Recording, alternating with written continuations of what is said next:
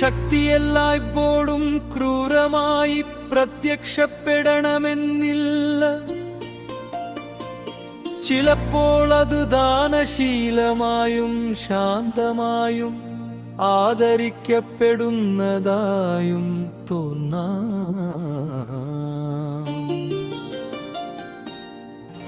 മഹാവിഷ്ണുവിന്റെ അവതാരക്രമത്തിൽ അഞ്ചാമത്തെ അവതാരമായുധങ്ങളോടെയോ കോപത്തോടെയോ വരുന്നതല്ല.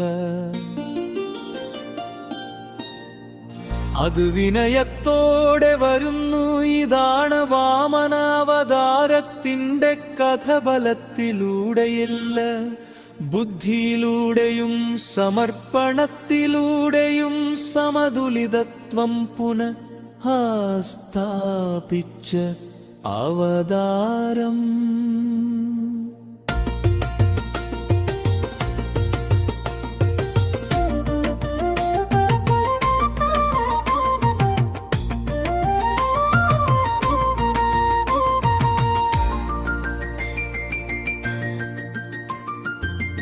ഒരു പുരാതന യുഗത്തിൽ മഹാബലി എന്ന ശക്തനായ രാജാവ് ജീവിച്ചിരുന്നു.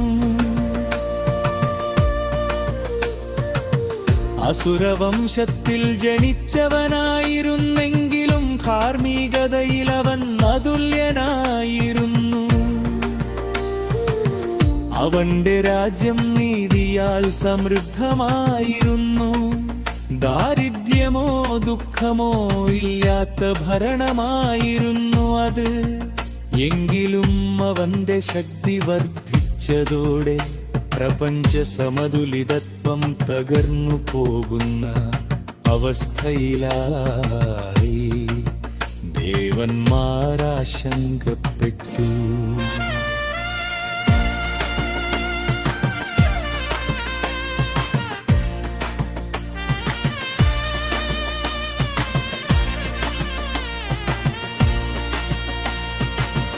മഹാബലിയെ നശിപ്പിക്കുക എന്നത് വിഷ്ണുവിന്റെ ലക്ഷ്യമല്ലായിരുന്നു. ധർമ്മം സംരക്ഷിക്കാനും അതിനൊപ്പം സമതുലിതത്വം നിലനിർത്താനുമായിരുന്നു ലക്ഷ്യം. അതിനായി വിഷ്ണു സ്വീകരിച്ചതൊരു അപൂർവമായ മാർഗമാണ്. അവൻ വാമനനായി അവതരിച്ചു. ഒരു ചെറുപ്പ ബ്രാഹ്മണ ബാലൻ, ചെറിയ ശരീരം, വിനയമുള്ള വാക്കുകൾ, എന്നാൽ ദിവ്യമായ സാന്നിധ്യം. വലിയ യാഗത്തിന്റെ സമയത്ത് അവൻ മഹാബലിയെ സമീപിച്ചു.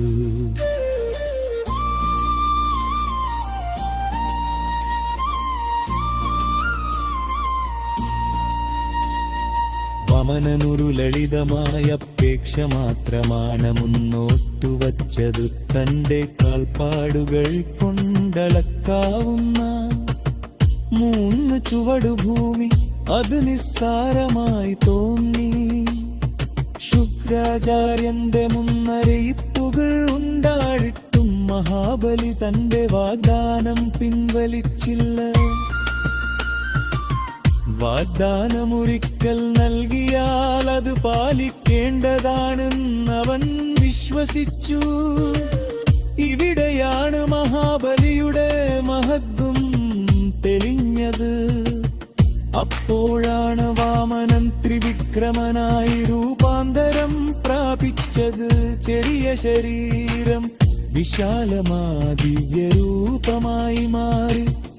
ആദ്യ ചുവടിലൂടെ അവൻ ഭൂമിയെ അളന്നു.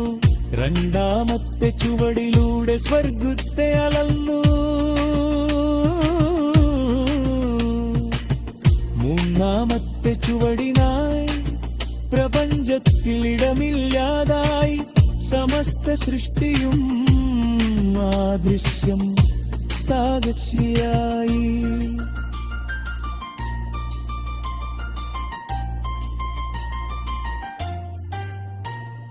സത്യം തിരിച്ചറിഞ്ഞ മഹാബലി തന്റെ തലയെ സമർപ്പിച്ചു.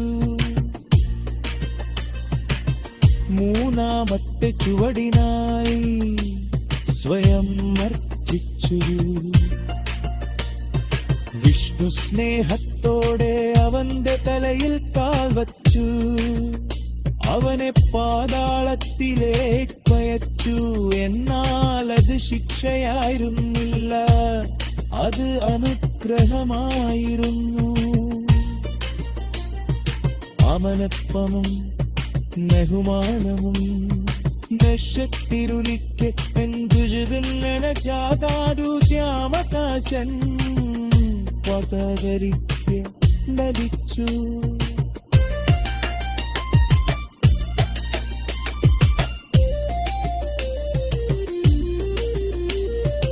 അവനവനരമ്മൻ കമ്മ സന്ദേശവർക്കിന്നൂരിന ശക്തി